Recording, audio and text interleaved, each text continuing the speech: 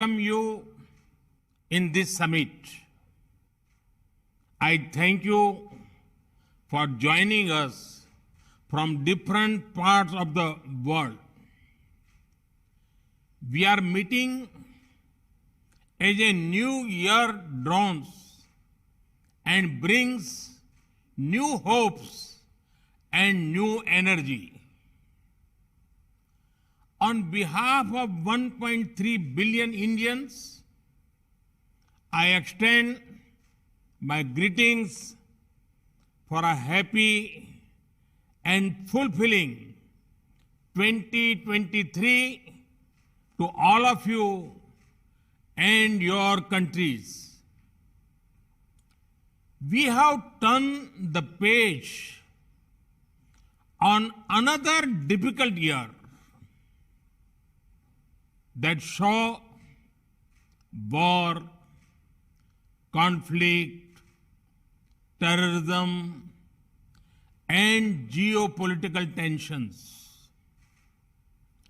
Rising food, fertilizer, and fuel prices, climate change-driven natural disasters, and lasting economic impact of the COVID pandemic. It is clear the world is in a state of crisis. It is difficult to predict how long this state of instability will last. Excellencies, we, the Global South, have the largest stakes in the future. 3/4 of humanity lives in our countries. We should also have equivalent voice. Hence, as the 8-decade-old model of global governance slowly changes, we should try to shape the emerging order. Excellencies, most of the global challenges have not been created by the Global South, but they affect us more.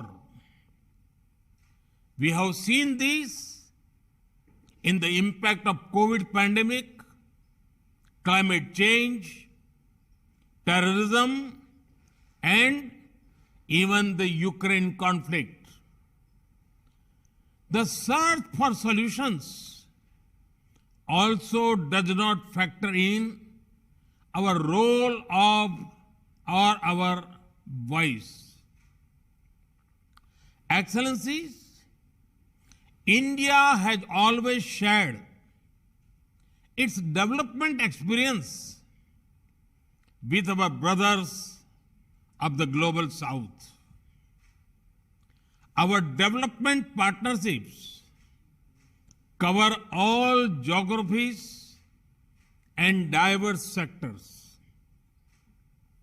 We supplied medicines and vaccines to over 100 countries during the pandemic. India has always stood for a greater role for developing countries in determining our common future. Excellencies, as India begins its G20 presidency this year, it is natural that our aim is to amplify the voice of the Global South. For our G20 presidency, we have picked the theme of One Earth, One Family, One Future. This is in line with our civilizational ethos. We believe the path to realize oneness is through human-centric development.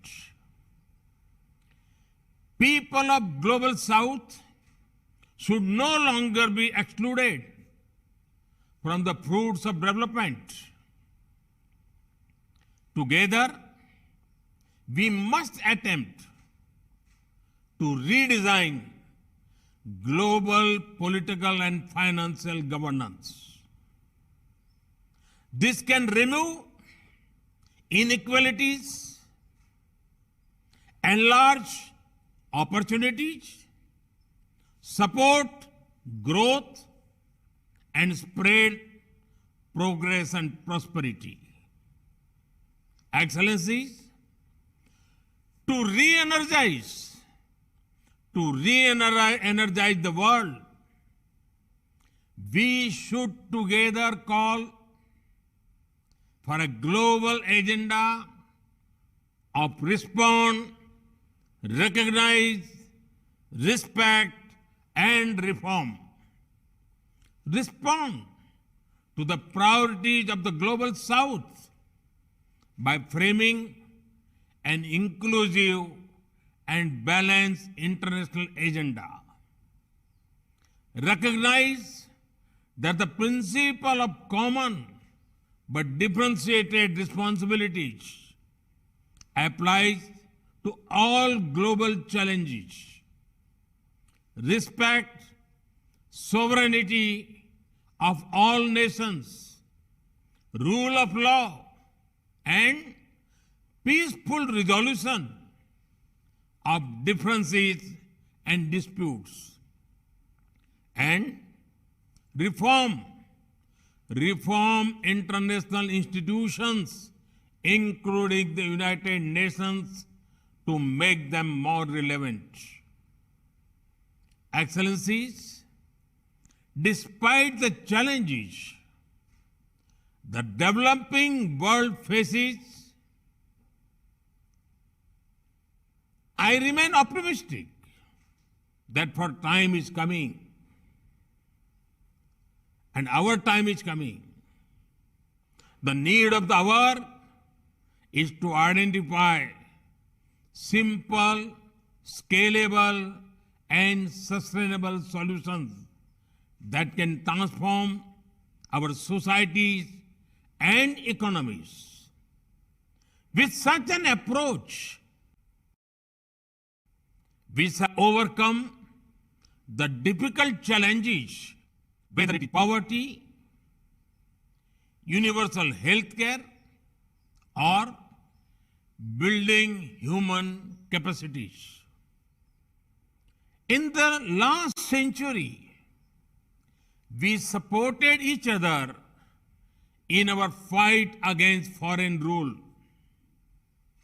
We can do it again in this century to create a new world order that will ensure the welfare of our citizens. As far as India is concerned, your voice is India's voice. Your priorities are India's priorities. Over the next 2 days, this Voice of Global South Summit will have discussions on 8 priority areas.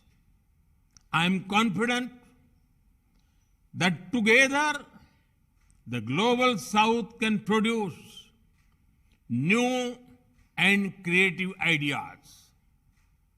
These ideas can form the basis of our voice in the G20 and other forums. In India, we have a prayer. Ano bhadraha kratavo yantu vishwataha. It means, may noble thoughts come to us from all directions of the universe.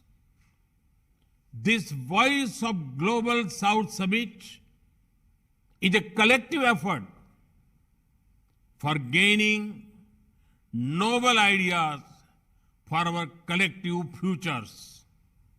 Excellencies, I look forward to listening to your ideas and thoughts. I once again thank you for your participation. Thank you. धन्यवाद.